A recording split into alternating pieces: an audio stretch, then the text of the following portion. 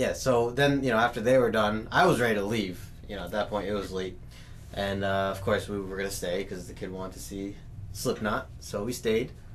And they came on, and the lead singer would not stop calling me a motherfucker. He kept calling me a you motherfucker. specifically? Yes. And then, unless he said all you, he would say, all you motherfuckers out there, put your motherfucking hands up, motherfuckers. And I'm like, yo, motherfucker. You know, don't tell me what to do. Don't call me that. Yeah, I actually get. But no, seriously, it was really annoying. And he talked a lot. He said a lot of stuff that wasn't necessary and could have just kept his mouth shut. I think he's a horrible front guy in general. Like, you know, they're supposed to be kind of like pump up the crowd, but in a positive way and at least give you a strong delivery. All right, but wait a second now. If you're a fan of Slipknot, you are in a group of people known as maggots.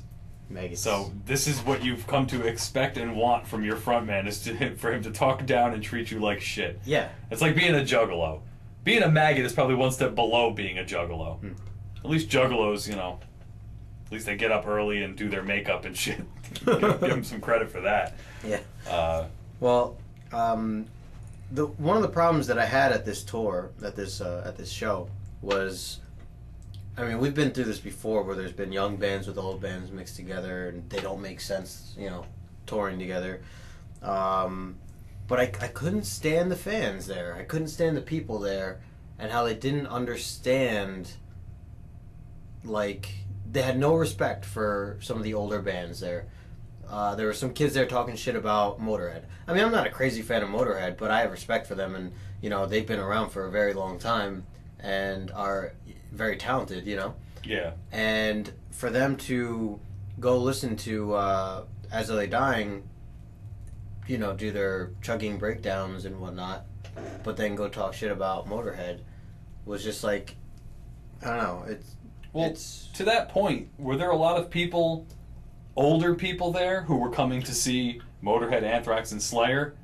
Or was it really mainly a younger crowd because, you know, people who like good music wouldn't typically go to the Mayhem Festival? I'll tell you what, this is what I felt like I saw. I'll tell you what. This is what I felt like I saw. I saw guys that used to be into Anthrax and Motorhead and Slayer and got old and then decided, oh, let me keep up with the young guys and the young metal, quote unquote, and not do any research, but just kind of go with what's out on the radio.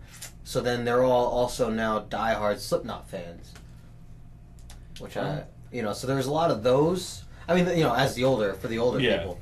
And then, of course, yeah, you had, like, tons of teenagers, and we even seen kids with, like, their parents there. Like, their parents had to, like, watch them, and they were all there for the, you know, the younger hardcore bands, and were completely, like, confused and thrown off by bands like Anthrax and Slayer.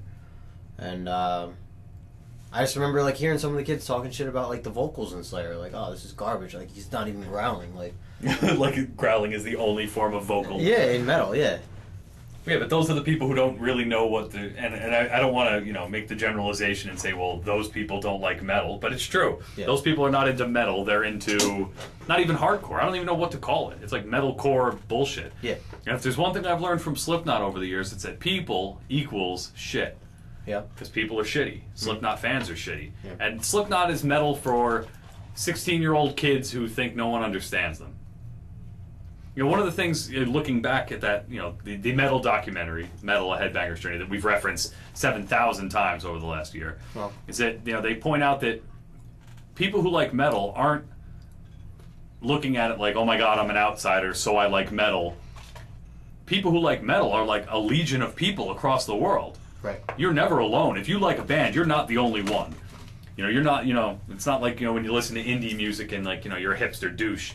You know, being into metal, you know, you like Slayer, guess what? There's 10 million other people who like Slayer as much as you do. Right. These aren't, like, underground bands that are not heard of by anyone. Like, there's definitely a following. And they're also not basing their legions of fans on radio play and album sales, because these bands don't sell albums. Right. But, I mean, you're right. Is it the younger generation doesn't have a full respect for the older wave of metal. Yeah. Except for Metallica. Some don't even have a clue, yeah. Some don't even have a clue, though, that, you know, that these were the roots of metal, you know, or even like Black Sabbath, you know. I've heard people say that they're not metal, or Iron Maiden is not metal, just because he sings with that kind of voice. Yeah, the operatic kind of thing, yeah. Well, because they're in for their, douchey growls and hardcore breakdowns, and that's all they know. I don't even call them growls. They're like screamo. Yeah. Screams, Yeah. Scream talking. Yeah. Scrawking. Yeah. Yeah. Like the guy just got like kicked in the nuts and something shoved up his ass, and that's what came out of his mouth. It was just that. That's, Justin, I think you should write that down. That you could probably make a career using that analogy. Yeah.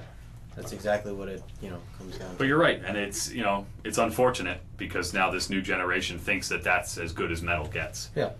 Which is unfortunate why a lot of metalheads get thrown into that whole metalheads or meatheads. Oh. We're all stupid. Yeah, right. Which is why bands like Lyceum, bands like Gojira, bands like Opeth, Catatonia, yep.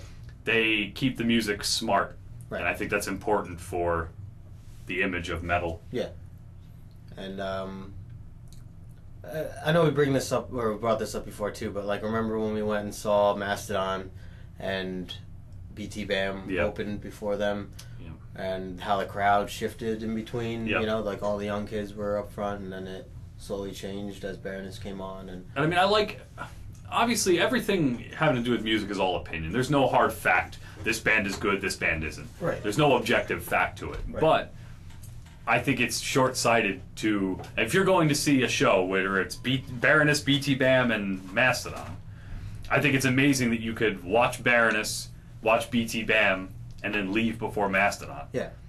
Because there's so many things to like about Mastodon that you would like about Baroness, or that you might like about BT Bam. Right. No, never mind. There's nothing in common between Mastodon and BT Bam. Yeah. So you would think that that would be, I don't know. And as we've talked about before, who the fuck sets up these tours?